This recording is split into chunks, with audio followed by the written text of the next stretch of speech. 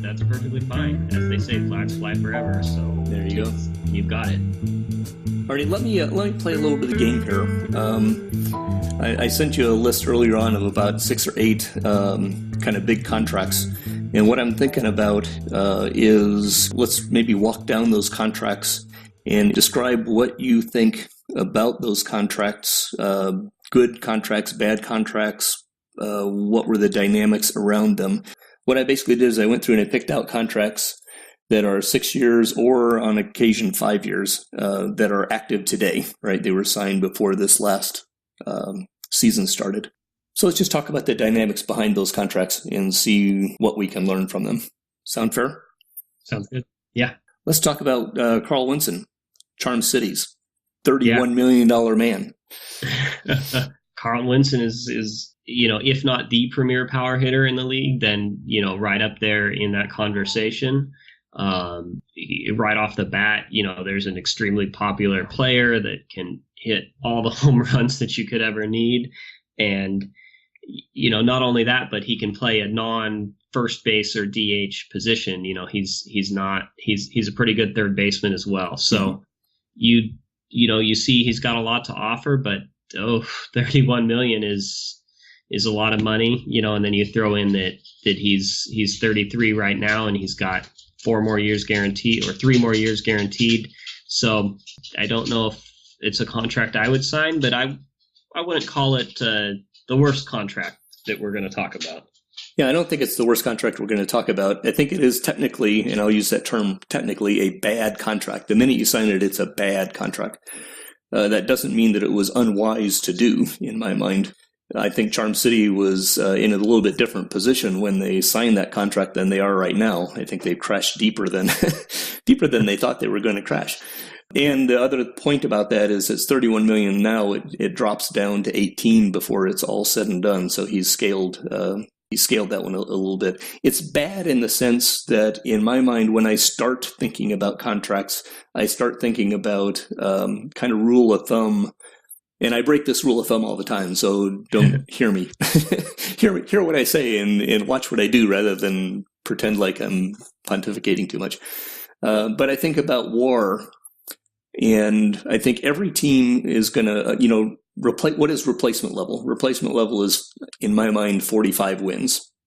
And so what that says is that if I do nothing but hire replacement level players, I'm going to win 45 games. I want to win 95 games, and so I need, for my $110 million, I need to add 50 WAR. 45 wins to 95 wins is 50 WAR. So at $110 million for my payroll, I get to spend about $2.1 million per WAR. And so at $31 million, Carlton Winston needs to make 15 WAR, and that is not happening, right? Yeah. If that happens, then by all means, that was a beautiful contract. Right. So technically, for what the value is, Winston cannot possibly return that value. And I think ultimately, if Charm City had that to do over again, they probably would not sign that again. But who knows? It also doesn't help that he kind of had a ratings hit right afterwards. Let's talk about One Sweet World, Las Vegas, and Jaden Harsnett. Sweet World and Harsnett, that's a couple of a couple pieces of a really good outfield, but then you also have to consider what their contracts are.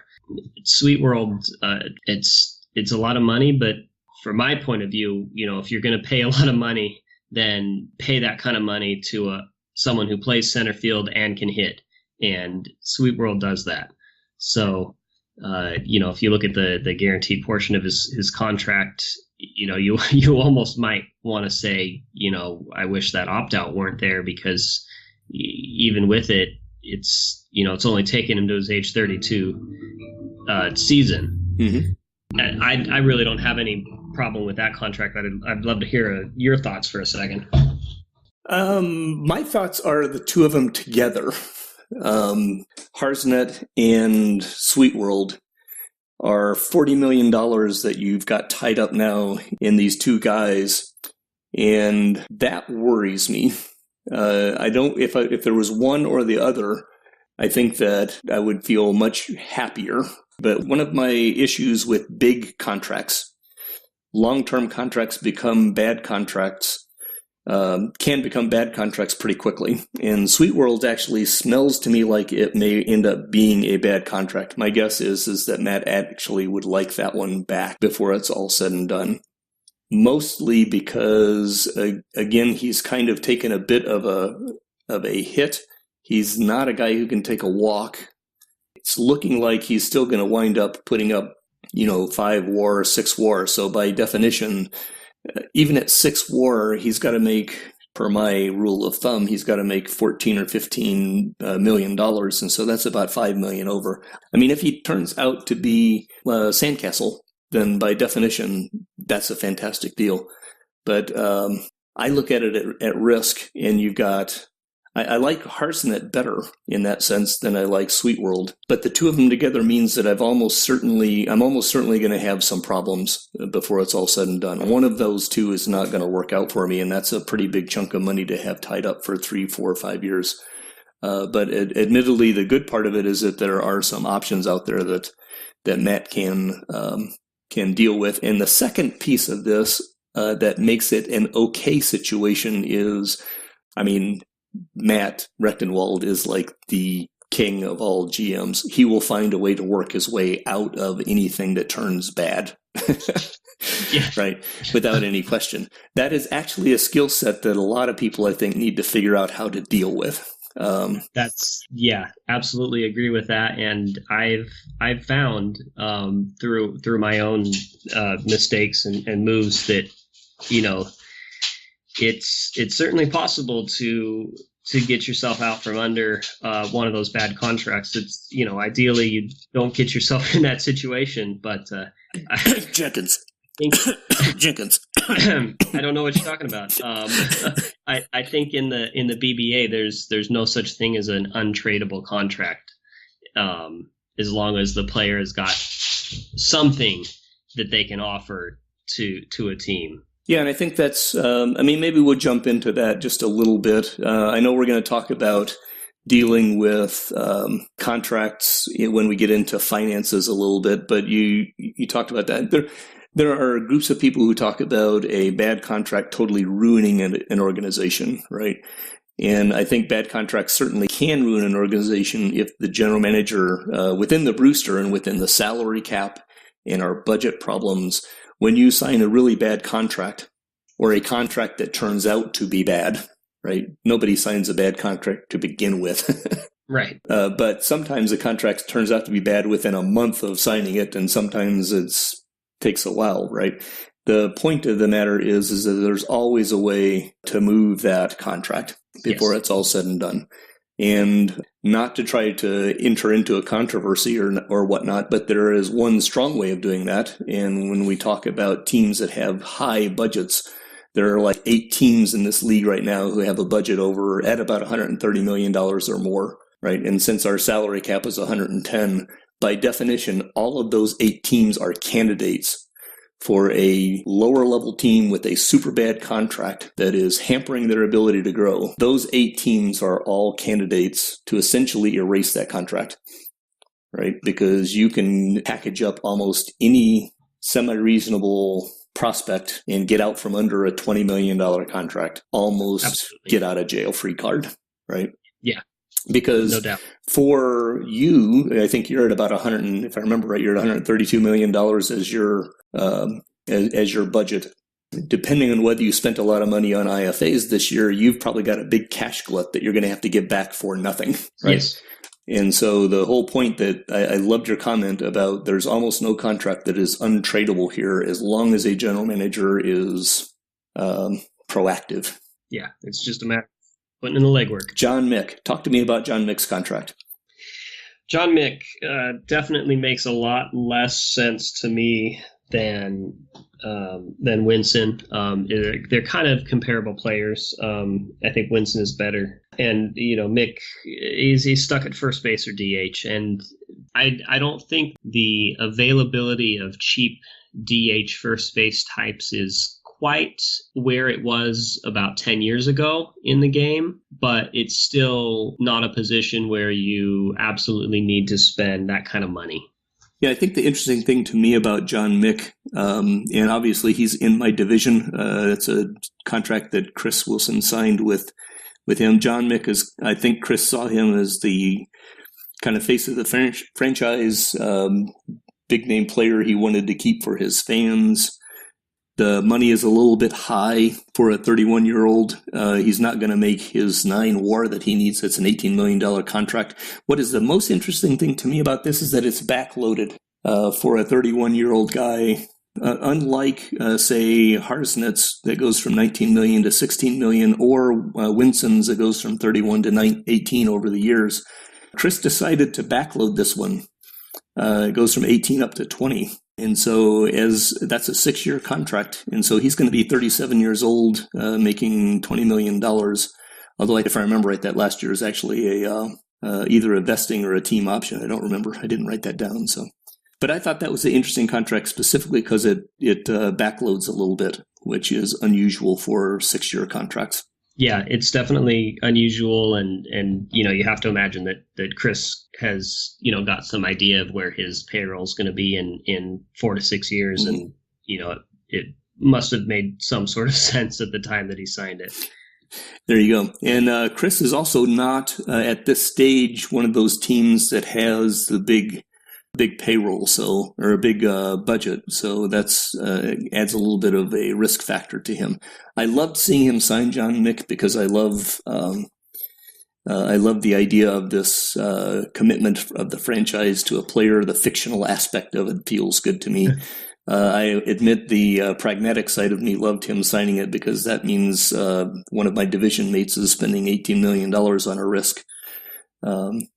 Now, that having been said, John Mick is a quality hitter, and if he keeps hitting well through 35, 36, I mean, that's not a horrible thing, but it's a risk. Yeah, absolutely. And speaking of risks, talk to me about Mario Balderas. Oh, this one makes no sense to me. I tried to wrap my mind around it, but there's just not much here that I see that I like. The age, first of all, really stands out. 34 years old, got 2 more years guaranteed, and then that's a player opt-out. And then after the player opt-out, you have a guaranteed year and then 2 player options. So, you could be on the hook for this $12.5 million, as Mario Balderas approaches 40 years old. And now he looks like he can still hit, but at 34, not everybody can be Leon Sandcastle. So I'd say we're in trouble a little bit here. Yeah. One of my takes on Mario Balderas is that this is a contract that was signed by one of the best general managers in the league, a 34-year-old player for $12.5 million for 6 years. And so it makes me step back and think, what does Alan know that I don't, right? And as I think about it, it actually there's an interesting strategy. I'm going to be interested to see if Alan can comment on the thread when we post this, because here's my frame of reference on why I think this deal works for him. Brooklyn is all in this year and is clearly going to have troubles in the following years, right? Alan is already writing the ultimate rebuild threads. Yes. Balderas is 34 years old. $12.5 million is not a horrific number. It only takes up a certain chunk of that $110 million salary cap. My guess is that he doesn't care whether he loses a whole lot of money over the next couple of years with Mario.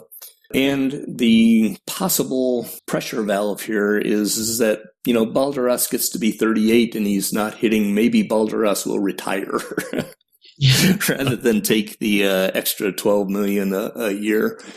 At the end of the day, if you're talking about, I want this guy to hit this year and my rebuild is going to take me at least 3 seasons, then you're really only talking about risk in seasons 5 and 6. or if your rebuild is going to take 4 seasons and you're really only talking about a risk in year 6. So at the end of the day, the unique situation that Brooklyn is in may actually make this contract work. But as a general rule, you sit back and you scratch your head and you go, why would you possibly give $12.5 million to a 34-year-old outfielder?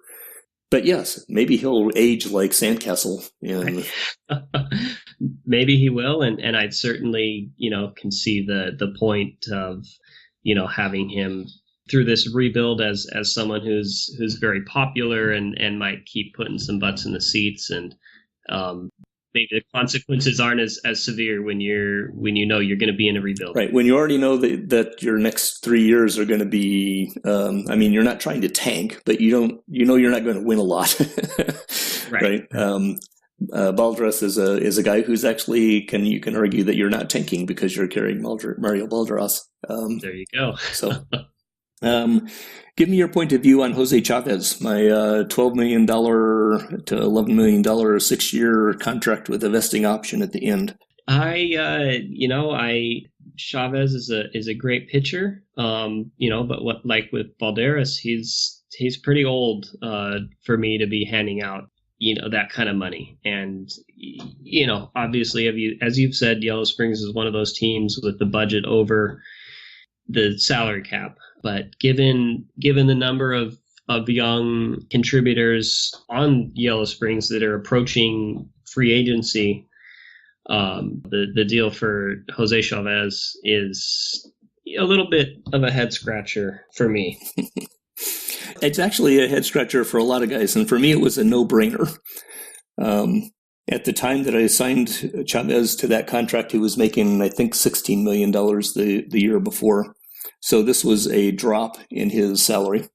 And like I've said before, as long as he maintains his ratings for this year and at least holds on to them a little bit for next, then I have almost no risk. And that is because if I need to, I can cut him because of that budget. My budget is $144 million, and it will probably be more next year before that's all said and done.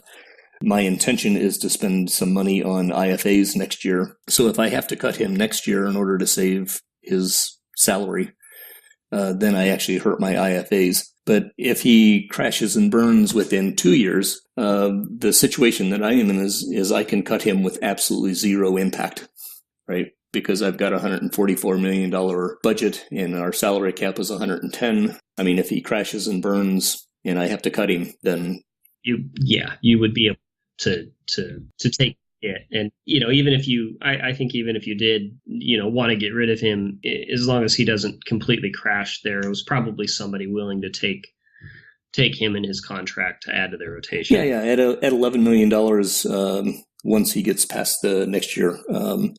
My first line of defense would be to try to trade him to somebody who's a rebuilding team who needs a semi-reasonably priced guy who can draw fans, right? Right. And so Chavez would do that. But I'm saying it's a zero risk problem for me. If I were Yellow Springs when I took over the team, it would be a problem because I could not cut him with a $90 million budget, right? And still be able to build. And this is an important thing to understand. You have to manage your team in a salary cap league. You are allowed to manage your team differently if your budget is over the salary cap than if it is under the salary cap. Exactly. And that's kind of just one of the really big takeaways for someone, as a reminder, build up your budget and do what you can to get up and over that cap. Right. And so this question of when is a contract a good contract or a bad contract? If I signed Jose Chavez at 33 years old to this contract in 2007 when I was coming up, that would be a horrible contract because if it crashes and burns, which is about a 50-50 chance it's going to crash and burn sometime, then I would be stuck. Who was it? Was it Gary? The Montreal guy, was talking on the forum about how it's different to run a team that's established versus a team that's coming up the pike. And the purpose of these conversations is to talk about how the BBA is different and so forth. I'm just saying that if I had made that contract early, then I'd be in trouble. But since I did it last year, and my team is in a totally different situation, I don't consider that to have any risk whatsoever. It was a freebie for me, right? Certainly. But a lot of other people look at that and go, and in fact, I think it was Fred, the Mexico City GM, was casting doubt upon me at one point, which I thought, okay, that's fair. Anyway, Egbert Biener, Jacksonville. This is a $10 million, 6 years. Yeah, it's really he's kind of been I don't know, maybe a little bit of an up and down kind of pitcher, but for the most part, someone that anybody would like in their rotation. And for $10 million a year of almost whatever the length, obviously we have the maximum of 6 years in the BBA. So if you're gonna tell me that hey, here's a pitcher that's gonna be at least a middle of the rotation type, 6 years, 60 million, would you take it? 9 out of 10 times I'm going to take that. So I got to say, I do like this contract. Yeah, I think it's a brilliant contract. I think it had to fall into Tyler's lap. The OOTP gods occasionally give you this kind of opportunity. He's a solid 2, a good 1, or an occasional 1. You're talking about how he varies, right? $10 million for a guy who can throw down a ace year in this league is fantastic. Right? Absolutely. Yeah, it's a deal, especially, it's good to say in this league, because in this league, those top starter types are the guys that really get overpaid. Yeah. I mean, the top starters are probably worth $16, $17 million, and sometimes in the right or wrong, depending on your point of view, free agent dynamic. It'll, obviously Eduardo Lopez and Correa got $30 million apiece. So, yeah. And speaking of big numbers, let's talk about Ken Jenkins for a minute. I know we're breaking the rule because this isn't the last year deal, but $24 million per 6 years. It was front loaded a little bit, if I remember right. Lots of player opt-outs and team options. What was the thinking? At the time, he was a somewhat passable center fielder, and Long Beach really had a need for a center fielder, and he was 28, maybe, no more than 29. Sorry, my wife just got home. Dogs are excited. So I'll have to go in just a minute. But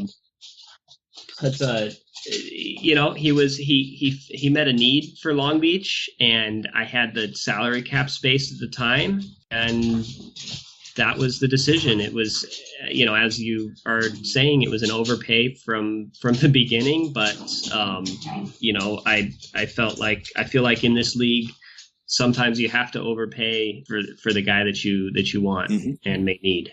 I wanted to hear you talk about it a little bit, because I think that's an important thing for a person, especially a person who's new into the league, but sometimes even folks who have been in the league for a while and are still anxious about throwing down big dollars, right? What I just heard you say is you had a plan, you had a need, you had a window of opportunity, and you decided to go for it.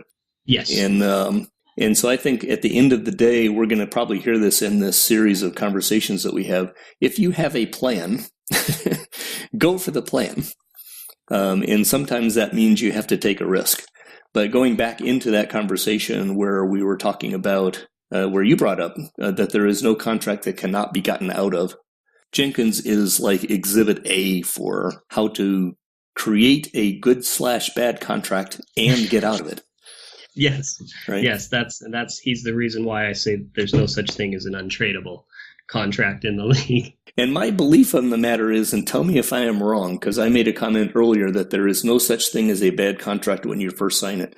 My belief is you knew that was probably a bad contract when you first got into it, but you didn't care. Yeah, that's accurate. And I knew that it was going to end up bad, but I didn't know that it was going to go so bad so quick. There you go. Let me swap over and talk about what I think is a fantastic example of a great use of front loading, and that is Claudio DeFazio that Ted signed with California. $23 million for year one of his extension, and then it drops to $10 million a year for the rest of his, a 6-year deal all total. The second example of an interesting contract, 6 years with very low risk, is Atlantic City's Jared Wilson. I completely missed him signing this 27-year-old pitcher for 6 years at $1.1 million per. With a couple team options at the end. I don't know if you've had a chance to look at those two contracts, but I'd be interested in your point of view as to whether you share my great enthusiasm for them. I do share the enthusiasm, and the Claudio DeFazio in particular is rather infuriating as someone who is competing with California year in and year out. It's just a really good move.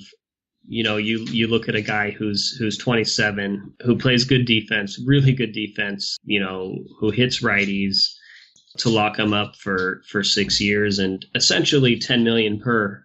You can almost ignore that $23 million a year, because it's obviously going to be under the cap for Ted, and he's, I think he's one of those teams that's over the budget over the cap, and that's the kind of deal that everyone should strive to make when they have the opportunity. Jared Wilson, this one really flew under the radar for me. He's not my type of pitcher with that low movement, but when you look at a guy who can start or relieve, looks like he's mostly been in relief the past couple of years, but he's at least got that ability to slot into the back end of your rotation. Excellent control. And really the only thing you have to say about it is that it's $1.1 million a year for a 27-year-old. That any team can get out of that contract whenever they want, and he doesn't have to do a whole lot to be worth a lot more than that money. Yeah, I thought as soon as I saw it, I thought, wow, that is a brilliant contract, because it is almost zero risk. You're talking about $1 million essentially, which is almost meaningless in the context of our league. And the upside of this is huge before it's all said and done, because all he needs is 1 or 2 decent better than decent years to make this pay off at the end of the day. And in worst cases, you've got a guy who's a little bit above replacement level who can throw in relief for 6 years, and you just fill that slot, right?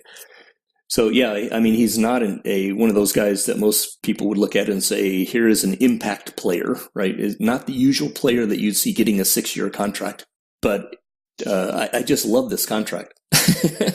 Yeah, you're saying everything that I'm thinking. Right. And DeFazio, oh my God, $23 million once, and then $10 million for a guy who's essentially a superstar. Kudos to Ted on that. I think that's a brilliantly structured contract for our league. That's a contract you would never see in the MLB, right? No.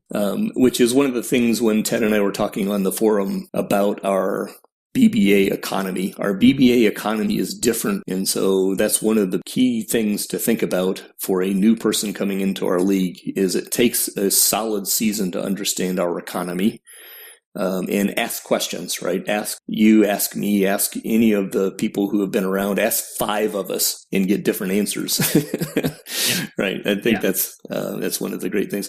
Let me close this segment off I want to talk about New Orleans and Ronaldo Boxcar Ruiz under the concept of why is it so hard for a team to let a guy go to free agency?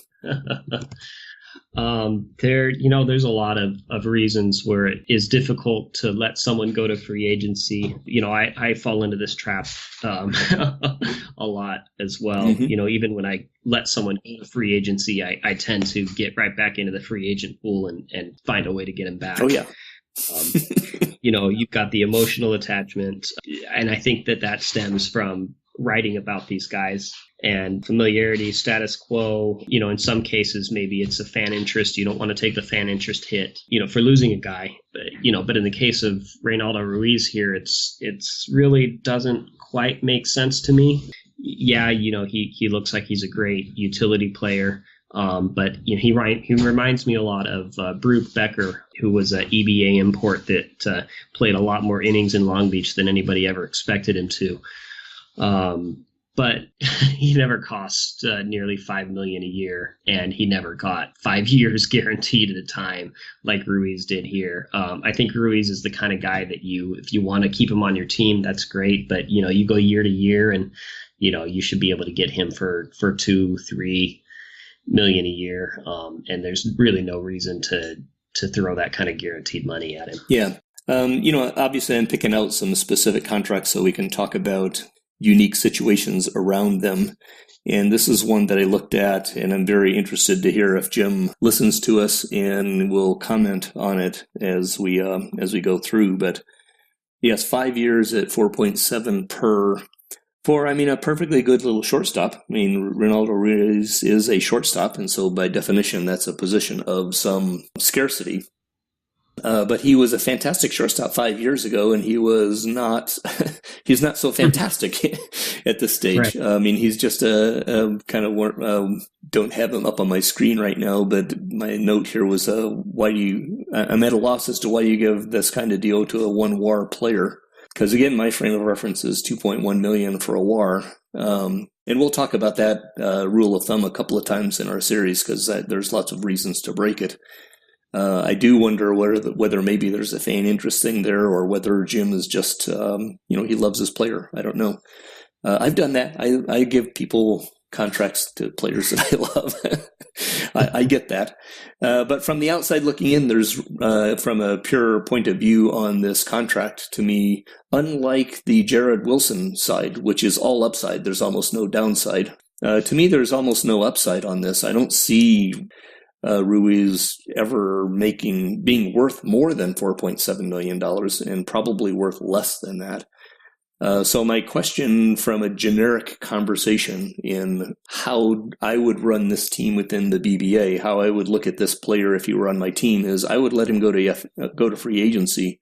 And then if I want him back, try to sign him back for, like you said, year to year, or if I need to give him 3 years for $3 million, or I did that with Carlos Garcia. I did not want to spend the $8 million or $10 million he wanted to extend him. And so I sent him back through free agency and signed him for a 1 year deal at $7 million, $6.8 million, something like that, with a team option. And I would like to be more cold-hearted like that more often. I would like to send my guys back to free agency more often, and I may end up doing that, as we'll talk about in other parts of this segment. You mentioned many of the other guys that Yellow Springs has coming up. Those are going to be painful conversations inside my general manager's office. But I was definitely interested to hear your point of view on Reynaldo Ruiz, because from the outside looking in, I scratched my head at this one quite a bit. I agree. Well, Stephen, I think we've pretty much beat the question of how do you give and when do you give and why do you give long-term contracts in our league to a conceivable, reasonable death. Do you have anything else you'd like to talk about before we close this one out and call it a semi-successful first version of Dorks being Dorks? I don't. I think we've pretty well beat it up. Well, that's fantastic. And our next segment, we'll talk a little bit about, I think we've got several options, player options and opt-outs, and when they're good and when they're bad, and at least pretend like we know what we're talking about there. I can always pretend. The Brewster Baseball Association is an out-of-the-park baseball league commissioned by Mr. America himself, Matt Rechtenwald, and competed in by an amazing group of outstanding general managers. Check us out at montybrewster.net. You have been listening to Dorks Being Dorks, a podcast where we put BBA GMs together to talk about Out of the Park and how it works in the BBA. Music is Some of My Fears by Daisy May and is used under a Creative Commons Attribution license. I have lost everything. the bucks are dead on the range. The cross is twisted, the stars that will shine. Depression threatening, the worry's mine. The king was singing, and now he's dead. John wanted peace, and it's why instead.